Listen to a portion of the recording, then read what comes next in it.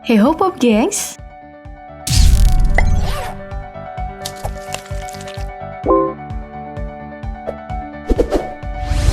Jika biasanya buaya itu identik dengan hewan menakutkan ataupun lelaki berbahaya, siapa sangka kalau ada orang yang berani makan buaya lewat sajian kuliner ekstrim loh. Bahkan, sajian dari daging buaya tidak hanya ada di luar negeri. Di negeri kita yang terkenal dengan kuliner yang berbau khas tanah Melayu, juga memiliki kuliner ekstrim dari buaya loh. Misalnya saja, sate buaya yang menjadi kuliner ekstrim di Kalimantan, hingga buaya panggang yang pernah tersaji di beberapa festival makanan yang dilakukan di ibu kota. Ya, sajian kuliner ekstrim dari daging buaya ini tentu aja mengundang berbagai pertanyaan banyak orang. Dari amankah daging buaya untuk dikonsumsi, sampai bagaimana cara daging buaya ini diolah oleh para penggemar makanan ekstrim.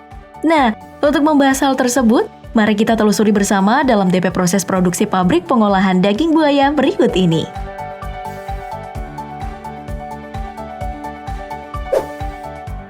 Bicara mengenai kuliner buaya, mari kita mulai dari pengumpulan buaya dulu ya. Hal ini dikarenakan kuliner buaya memiliki hal unik dalam pengumpulan. Sebab, buaya tidak hanya diternakan seperti sapi ataupun ayam yang sering kita lihat. Sebuah pabrik pengolahan daging buaya di Brasil nih misalnya, mengumpulkan buaya dengan cara yang cukup sulit. Jadi yang pertama, para penggiat bisnis daging buaya akan memulai pencarian sarang buaya untuk ngambil telur setelah musim kawinnya datang. Biasanya, sarang-sarang yang ditemukan adalah sarang alami dan juga sarang yang telah disiapkan oleh para pebisnis. Nah, di sini, biasanya dalam satu sarang akan ditemukan paling sedikit itu ya 20 telur. Ya kalau lagi beruntung, para pemburu ini bisa menemukan lebih dari 100 telur. Hal ini dikarenakan setiap kali seekor buaya bertelur, mereka itu bisa menghasilkan hingga 300 butir telur loh. Wah, nah hasil dari kejahatan mereka ini kemudian akan dikumpulkan dan dibawa ke peternakan. Kenapa aku sebut kejahatan? Ya jelas, ini emang jahat. Karena gak mikirin perasaan ibu buaya yang kehilangan telur-telurnya. Kebayang gak sih kagetnya kayak apa kalau pulang-pulang? Anakku mana? Anakku hilang. Gitu kan? Dari semua telur yang udah dikumpulkan tadi, sekarang saatnya para pengusaha buaya ini melakukan perawatan alias beternak buaya. Wah, dari istilahnya aja udah mengandung bahaya ya. Nah, saat sampai di peternakan, telur-telur ini akan masuk pada proses pengeraman menggunakan inkubator raksasa. Biasanya proses ini akan memakan waktu sekitar 90 hingga 110 hari hingga telur-telur itu menetas. Waktu ini aja tentu terbilang lama ya. Kalau kita ngebandingin waktu pengeraman telur ayam hingga menetas yang hanya memerlukan waktu 21 hari aja. Kalau dihitung-hitung, waktu telur buaya untuk menetas itu 5 kali lebih lama ketimbang telur ayam.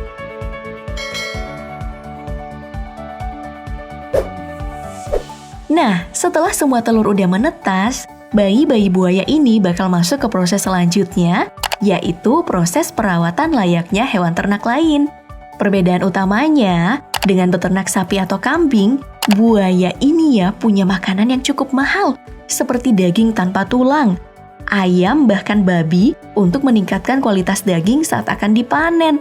Dalam proses ini, buaya-buaya kecil ini akan dimasukkan dalam berbagai kandang berbeda yang digolongkan berdasarkan ukuran dan juga umurnya. Hal ini dikarenakan tiap masa pertumbuhan dari buaya memiliki nafsu makan yang beda-beda, di mana makin tua, maka nafsu makannya pun berbeda. Dan tentu saja, suplai makannya harus lebih banyak. Ya karena kalau suplai makannya kurang, si buaya bakal saling serang dan tentu aja bakal jatuh korban yang bisa merugikan si peternak. Namanya juga pebisnis, mana mau rugi ya kan?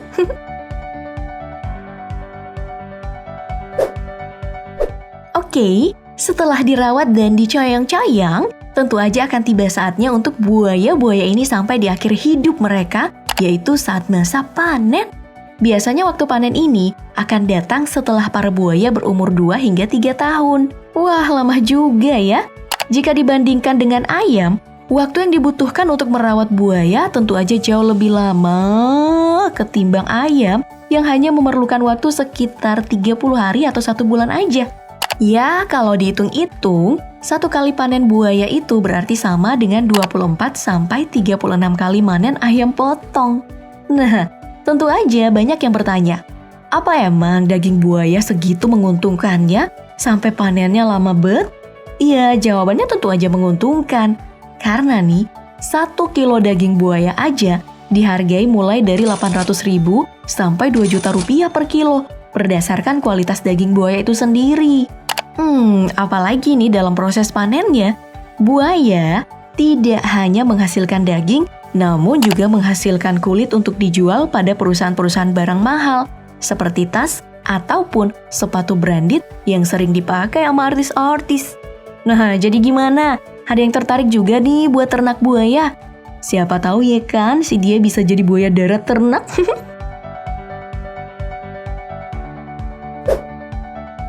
Setelah panen selesai, sekarang kita masuk nih ke tahapan pengemasan. Ya, proses yang satu ini sepertinya menjadi proses yang paling mirip dengan proses peternakan lainnya. Karena proses pengemasan daging buaya sama aja sih dengan proses pengemasan daging sapi atau ayam yang biasa kita lihat yang dijual di supermarket. Kalau ada yang nanya, gimana sih rasa daging buaya? Atau apa gizi daging buaya berbeda dengan daging biasa? Jawabannya cukup gampang, yaitu rasanya hampir mirip dengan daging sapi, tapi hanya lebih berserat aja.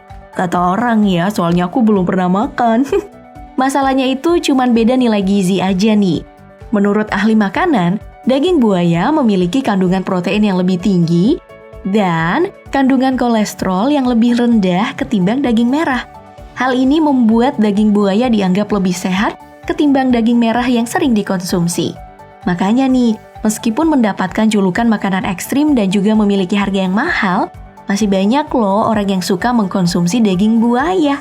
Nah, pada tahapan terakhir, biasanya para pebisnis akan melepaskan buaya ke habitat asli di mana buaya-buaya yang masih dalam bentuk telur diambil. Hal ini katanya untuk menjaga keseimbangan ekosistem dari rawa yang ditinggali buaya. Ya, tapi kok kesannya malah bukan buat keseimbangan ekosistem, tapi malah buat keseimbangan bisnis ya. Kira-kira yang bener yang mana nih menurut kamu?